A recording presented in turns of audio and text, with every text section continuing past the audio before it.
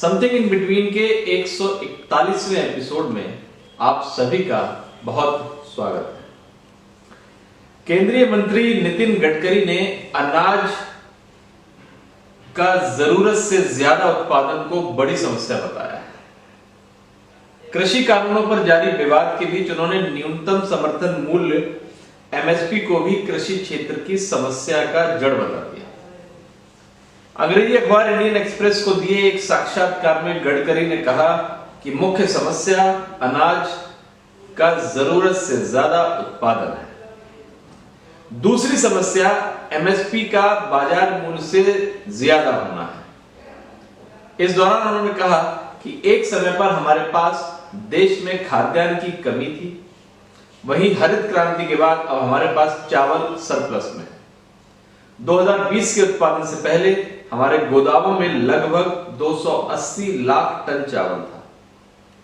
यह इतनी बड़ी मात्रा है कि हम पूरी दुनिया को चावल दे सकते हैं। उन्होंने कहा कि मक्के के मामले में भी ऐसा ही है। मक्के का एमएसपी 1700 रुपए प्रति क्विंटल है, जबकि बाजार मूल्य लगभग 1100 रुपए है।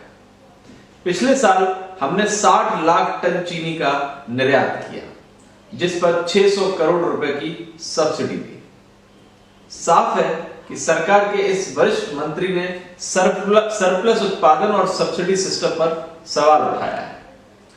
उनके कहने का सार यह है कि सरकार को कृषि क्षेत्र की जिम्मेदारियों से खुद को दूर कर लेना चाहिए। निजी कंपनियां और बाजार मांग और आपूर्ति के सिद्धांत पर अनाज की कीमत तय की जाए। सरकार की इस वरिष्ठ मंत्री की राय ने एक नई बहस छेड़ दी है। सबसे बड़ा सवाल यह है कि सरप्लस अनाज देश और दुनिया के लिए बोझ है या अवसर है।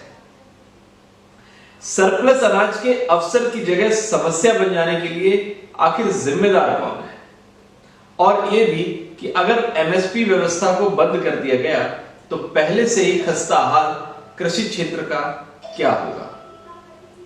गडकरी की राय पर चर्चा करने से पूर्व हमें सरप्लस अनाज पर कोई भी पक्ष रखने से पहले कुछ आंकड़ों पर निगाह डालना जरूरी है। मसलन हंगर इंडेक्स मामले में 107 देशों की सूची में भारत 94वें पायदान पर है। अफगानिस्तान से बेहतर, मगर पाकिस्तान, बांग्लादेश और यहां तक कि नेपाल से भी बहुत पीछे। हमारे देश की 24% आबादी कुपोषण की शिकार है। संयुक्त राष्ट्र के खाद्य एवं कृषि संगठन FAO की 2 साल पुरानी रिपोर्ट के मुताबिक अपने देश में 19 करोड़ लोगों का प्रतिदिन भोजन के अभाव में भूखा ही सो जाना पड़ता है। हमारे देश के करीब 38% बच्चे कुपोषण के शिकार हैं। मतलब एक तरफ देश में सरप्लस अनाज है, दूसरी ओर हम अपने ही देश के 19 करोड़ लोगों को प्रतिदिन भोजन मुहैया कराने में नाकाम है। गडकरी के ही मुताबिक देश के पास चावल का इतना बड़ा स्टॉक है कि वह पूरी दुनिया की भूख खत्म कर सकता है। दूसरी ओर हम इतनी मात्रा में चावल के होते हुए अपने नागरिकों को भरपेट भोजन नहीं करा पा रहे, बच्चों का कुपोषण दूर नहीं करा पा रहे, गर्भवती महिलाओं में बेहतर भोजन के अभाव में खून की कमी से होने वाली बीमारी एनीमिया को खत्म नहीं कर पा रहे। ऐसे में सवाल है कि समस्या सरप्लस अनाज है या हमारे सरकारों की व्यवस्था। सरप्लस अनाज बोझ तब होता है जब हमारे देश का एक भी नागरिक भूखा सोने पर मजबूर नहीं होता। जब हम 19 करोड़ लोगों को 2 जून की रोटी मुहैया कराने में नाकाम हैं, तब ऐसी स्थिति में सरप्लस अनाज को बोझ बताने की मानसिकता आखिर क्या कहती है। सवाल अनाज के भंडारण और प्रसंस्करण का भी है। यह काम सरकार का है। अपने काम में बुरी तरह असफल सरकार अपनी नाकामी का ठीकरा किसानों पर फोड़ना चाहती है। सवाल है कि अनाज के भंडारण की व्यवस्था कौन करेगा, सरप्लस अनाज के दूसरे उपयोगों की व्यवस्था कौन करेगा। सरकार को गन्ना से इथेनॉल बनाने से कौन रोक रहा है? फलों, सब्जियों और अनाजों का प्रसंस्करण करने से कौन रोक रहा है? अपने देश में प्रतिवर्ष 1 लाख करोड़ की कीमत का अनाज सड़ जाता है।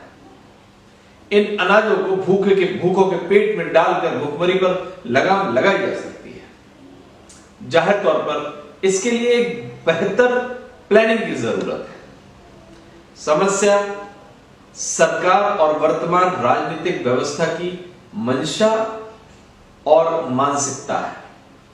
सरकारों में ना तो गरीबों में सड़ रहे अनाजों को बांटने की मानसिकता है और ना ही बेहतर भंडारण की दृढ़ इच्छा शक्ति। वह इसलिए कि इस देश में कभी आजादी के बाद कभी भी मूल सवालों पर चुनाव ही नहीं हुए। हमेशा मूल सवालों पर भावनात्मक मुद्दे हावी रहे।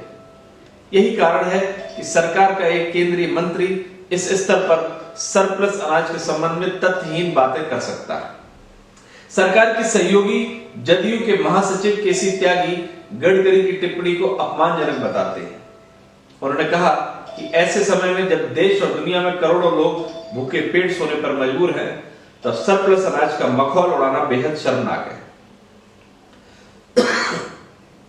यह किसानों की मेहनत का उपहास उड़ाना है। सवाल बेहतर भंडारण की व्यवस्था की है, जिसकी जिम्मेदारी सरकार की है।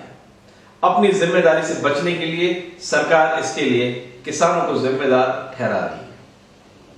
रही बात एमएसपी की, जिस पर गडकरी ने सवाल उठाया है, सवाल है कि क्या एमएसपी की व्यवस्था को खत्म कर किसानों को उसके हाल पर छोड़ दिया जाना चाहिए? गडकरी एमएसपी की खिलाफत करते हैं, इसे समस्या की जड़ बताते हैं, मगर यह नहीं बताते कि सरकार महज 6% अनाजों का ही एमएसपी के तहत खरीदारी करती है। देश में 200 से अधिक तरह के अनाज पैदा होते हैं। सरकार उसमें से महज 23 अनाजों का वह भी महज 6% मात्रा की खरीदारी करती है। निसंदेह जाहिर तौर पर इतनी कम मात्रा में एमएसपी पर खरीद के बाद सरकार इसी व्यवस्था पर सारा ठीकरा नहीं फोड़ सकती। फिर एमएसपी के असर को इस आंकड़े से समझा जा सकता है। देश को पता है कि एमएसपी के तहत सर्वाधिक खरीदारी पंजाब और हरियाणा में होती है, और इसी की बदौलत इन 2 राज्यों के किसानों की स्थिति देश के दूसरे राज्यों से बेहतर है। नाबार्ड के अखिल भारतीय ग्रामीण वित्तीय सर्वेक्षण के मुताबिक खेतिहर परिवारों की स्थिति पर निगाह डालना जरूरी है। इस रिपोर्ट के मुताबिक पंजाब के खेतिहर परिवारों की मासिक आमदनी 23,133 रुपए प्रति माह है। हरियाणा के खेतिहर परिवार की मासिक आमदनी 18,496 रुपए है। यह राष्ट्रीय औसत 8,931 से 2 से 3 गुना ज्यादा है। बिहार और उत्तर प्रदेश, जहां एमएसपी के तहत खरीदारी नहीं होती, वहां खेतिहर परिवारों की मासिक आय क्रमशः 7,175 रुपए और 6,668 रुपए प्रति माह है। ऐसे में सवाल है कि क्या गडकरी एमएसपी व्यवस्था को खत्म कर पंजाब हरियाणा के किसानों को भी मजदूर बनाने पर आमदा है?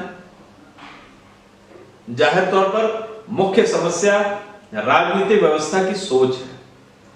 ऐसी सोच और ऐसा एजेंडा जहां गरीब के लिए कोई जगह ही नहीं है। समस्या यह है कि संसद और विधानसभाओं में करोड़पतियों की फौज जमती चली जा रही है। गरीबों और उसकी आवाज उठाने वाला प्रतिनिधित्व धीरे धीरे विलुप्त होता जा रहा है। चूंकि इस वर्ग का प्रतिनिधित्व खत्म होता जा रहा है, इसलिए सरकारें और उनके मंत्री किसी भी हद तक जाकर टिप्पणियां करने से रत्ती भर भी नहीं घबराते। देश में लोकतंत्र का ये क्षरण काल है। नमस्कार।